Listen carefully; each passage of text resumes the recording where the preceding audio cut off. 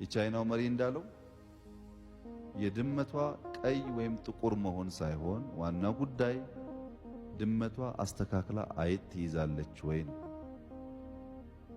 ያንተ በሆነ ነገር መሽሞንሞን ሳይሆን ውጤት ታመጣለህ ወይ? ውጤት ከመጣ ዶክተርን ባትሆን ችግር የለውም። ግድ አይደለም ዶክተር የሆነ ወደ ሚኒስትር ማለት። ውጤት ካልመጣ አንተ ምንም ያክል የገዘፍክ ብትሆን የሚፈለግብህን ነገር ካላመጣህ ዋጋ የለውም። በኢትዮጵያ ባህል ብዙ ቦታ እንደምታዩት የትም ሳሎን ስትሄዱ ሳሎን ያምራል። ሶፋ አለ፣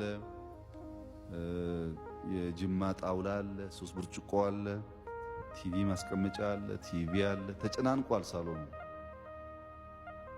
ሳሎን ሳይሆን ዕቃ ቤት ነው የሚመስለው። ሁሉም ሰው እንደምንም ዕቁብ ገብቶችን ያደርጋል። ግን አልጋው ወይም ፍራሹ ወገቡን የሚቆርጠው ይችላል ማታ ሲተኛበት። ቢኮዝ አልጋውን ማን ያይለታል? የሚታየው ሶፋ ነው።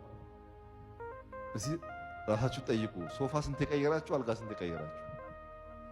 ሁልጊዜ ሰው የሚያየውን ፓርት በማሳመር ስለምንባክን ፊት ለፊቱ ሳር ካለ ጓሮ ቆሻሻ ተከምሯል።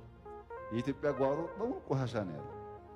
እሱን የሚቀይር ነገር ማድረግ ያስፈልጋል። እኛ ስንቀየር፣ አካባቢያችን ሲቀየር አገር ይቀየራል።